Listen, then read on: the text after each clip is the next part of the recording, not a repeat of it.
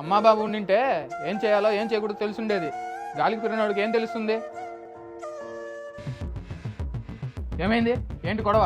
ఎవరు మీరు? దీనికి ఓనర్ నేనే.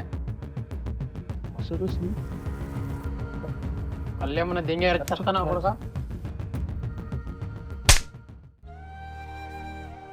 పాపం నేను పనిలో పెట్టుకుంటే ఇదే నువ్వు చేసే పని. ఒంట్లో భయం లేకుండా పోయింది. కస్టమర్తో ఎలా ఉండాలో ఎలా ఉండకూడదో తెలియదా? అమ్మా బాబు ఉండింటే ఏం చేయాలో ఏం చేయకూడదు తెలుసుండేది. గాలికి తిరిగినోడికి ఏం తెలుస్తుంది? పై పని చూసుకోపండి.